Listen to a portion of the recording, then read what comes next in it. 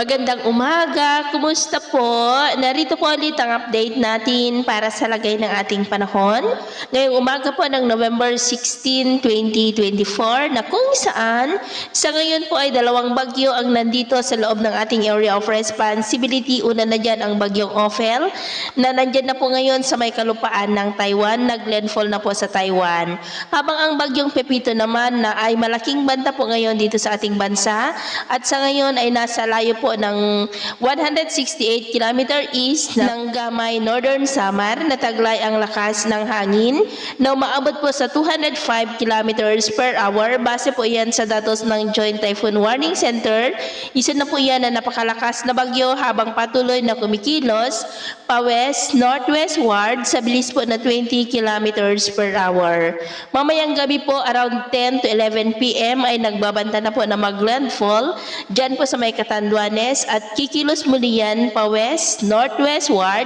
at bukas ng umaga between 9 to 10 a.m. ay nagbabanta na po yan na mag-landfall o kaya po ay sobrang lalapit dyan sa may Polillo Island at bukas ng hapon, base po dito sa latest track ng Joint Typhoon Warning Center ay magsimula na po natawirin ang mainland part ng Luzon. Mula po dyan, posibleng sa may Aurora, Nueva Ecija, Pangasinan, Benguet, La Union at po ng gabi around 9 p.m. posible na po yan na nakalampas sa kalupaan ng ating bansa pero asahan pa rin natin ang mga biglaang pagbabago kaya patuloy po tayong magantabay sa mga susunod po na updates dahil napakalakas po niyan na bagyo at malawak ang sakop kahit nasa silangan pa rin ng Visayas ay meron na pong wind signals dito po sa ilang bahagi ng Cagayan at Apayao at ang pinakamataas na wind signal sa lalo pa na paglapit ng bagyo ay itataas hanggang sa wind signal number 5. Sa ngayon po ay nakataas na ang tropical cyclone wind signal number 3 sa may Catanduanes.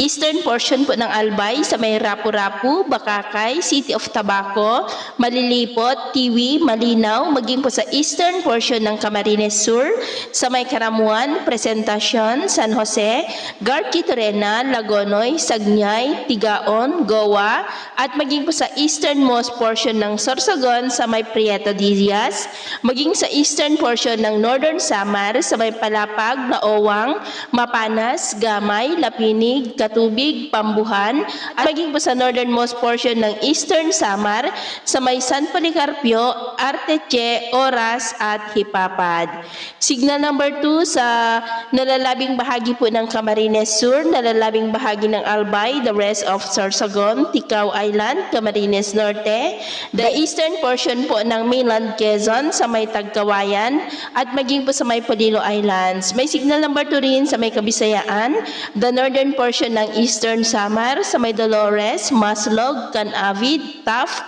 Sulat, San Julian, City of Borongan, maging po sa northern portion ng Samar sa may Matugyanaw, Calbayog, San Margarita, San George, San Jose de Buwan, Tarangnan, Mutchong, Gandara, Hiabong, City of Catbalogan, Paranas, Hinabangan, San Sebastian, Pagsanhan at sa nalalabing bahagi po ng Northern Samar. Signal number 1 sa nalalabing bahagi ng Masbate, kasama na po ang Burias Island, Marinduque, Romblon, the rest of Quezon, Laguna, Rizal, Cavite, Batangas, Metro Manila, Zambales, Bataan, Bulacan, Pampanga, Tarlac, Nueva Ecija, Aurora, Quirino, Nueva Vizcaya, Isabela, central and southern portions po ng Cagayan, dyan sa may Peña Blanca, Tuguegarao City, Enrile, Solana, Igig, Tuaw, Rizal, Santo Niño, Lasam, Gataran, Bagao, Amulong, Alcala, Piat, Lalo at Alakapan, maging sa may Pangasinan, La Union, Ilocos Sur, Abra, the northern portion ng Apayao, sa may Coner, Cabugao, Pudtol, Flora, Kalinga, Mountain Province, Ifugao at Benguet, maging sa nalalabing bahagi ng Eastern Samar, the rest of Samar, Biliran, the northern and central portions ng Leyte, sa may Tunga, Pastrana, San Miguel, Matagob, Tolosa, Palo, Calubian, Leyte, Mayorga, Hulita, Carigara, Babatngon, Dagami, Haro, San Isidro, Santa Fe, Albuera, Villaba, La Paz, Palompon, MacArthur, Tabon-Tabon, Tanawan, Merida, Ormoc City, Isabela, Dulag, Capuocan, Alangalang, Buraen, Tabaco, Tacloban City, Cananga, Barugo, Abuyog, Javier, City of Baybay, Mahaplag, maging po sa northeastern portion ng Southern Leyte sa may Silago. Ganun din po sa northernmost portion ng Cebu sa may Daan Bantayan, Madeline, kasama na po ang Babuyan Islands, and the northernmost portion po ng Iloilo sa may Carles.